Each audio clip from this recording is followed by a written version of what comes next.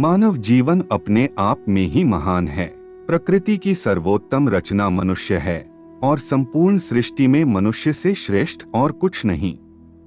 शास्त्रों में अनेक प्रकार से मानव जीवन की महिमा का बखान किया गया है, जो सर्वथा सत्य है, उचित है और प्रत्यक्ष भी है। हमें यह स्वीकार करना होगा कि मानव जीवन का मूल ईश्वरीय कृपा से ही संभव है, जिसका बखान हम आज की प्रस्तुति में करने जा रहे हैं। यदि आप हमारे चैनल पर पहली बार आए हैं तो सब्सक्राइब अवश्य करें। अधिक समय न लेते हुए आरंभ करते हैं।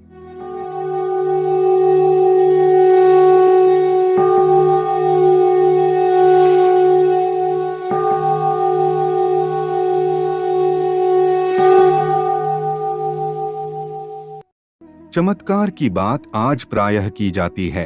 कई बार चमत्कार को नमस्कार की स्थिति में भी देखा जाता है। आप तनिक गहराई से सोचिए, मनुष्य शरीर की रचना अपने आप में कितना अनूठा चमत्कार है। मात्र गर्भ में शरीर की रचना एवं विकास कृपा के अतिरिक्त और क्या है। हम मानव शरीर की बनावट देखें तो आंखों में रेटिना, ऊपर सुरक्षा के लिए पलक, कान में बहुत सूक्ष्म पर्दा और उसमें श्रवण शक्ति, नासिका के द्वारा श्वास लेना और साथ में सूंघने की क्षमता, मुख में कठोर दांतों के बीच कोमल जीभा, जिससे हमें स्वाद व बोलने की क्षमता प्राप्त होती है। इन सभी के आगे किसी भी वैज्ञानिक का विज्ञान विफल है।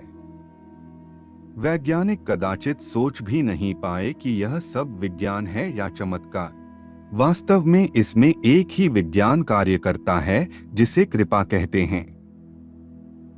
यदि हम शरीर के भीतर की स्थिति की बात करें तो हजारों नाड़ियां, उसमें भी मस्तिष्क की अत्यंत सूक्ष्म नसें और उन सब तक सुचारू ढंग से निरंतर चलने वाला रक्त संचार, इसके अतिरिक्त रक्त का बनना और हृदय की धड़कन, इन सब का मूल परमात्मा की कृपा शक्ति ही है।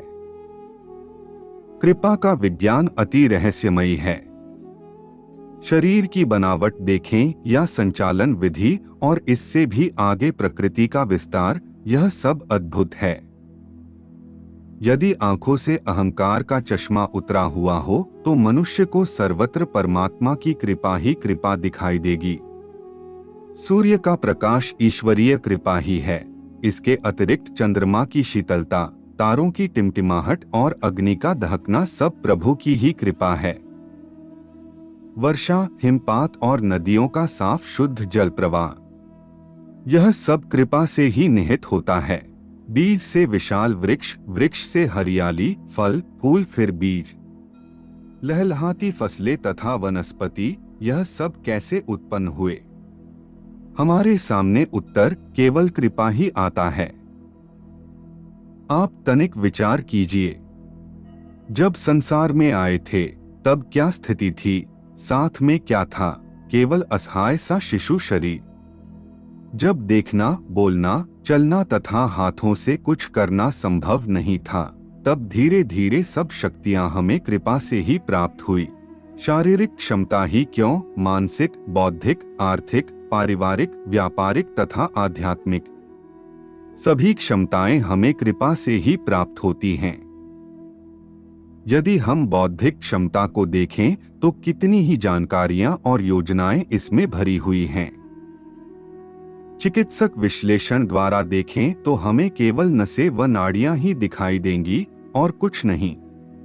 मस्तिष्क में यह सब जानकारियां कहां से आती हैं? यही नहीं, अंदर की सोच, योजनाएं, कुछ नया करने का निश्चय, यह सब नसों में कहां से आया? हमें कृतज्ञता के सामने नतमस्तक होना ही होगा। कंप्यूटर के पीछे भी कोई न कोई बुद्धि रही होगी, लेकिन उस बुद्धि के पीछे कौन है? भगवान श्री कृष्ण कहते हैं, बुद्धिर्बुद्धि मतामस्मि, अर्थात बुद्धिमानों की बुद्धि मैं हूं। धन, मकान, दुकान, सामान, सम्मान, परिवार और व्यापार, इसमें से आप कुछ भी साथ नहीं लाए थे। यह सब आपको यही मिला है। कुछ बुद्धिवादी लोग यह भी सोचते हैं कि नहीं, यह तो पुरुषार्थ से मिला है, कर्म से मिला है।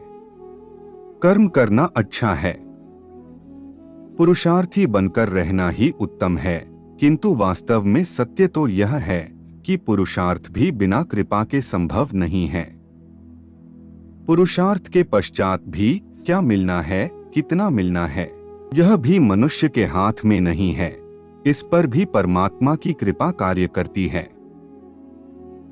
भगवान को भूल जाना जीवन की सबसे बड़ी भूल है और उन्हें भूलकर आगे बढ़ना व स्वार्थ भाव से कार्य करना ही पतन का कारण बनता है। आज के लिए केवल इतना ही। हम आशा करते हैं कि हमारी प्रस्तुति आपको पसंद आई होगी।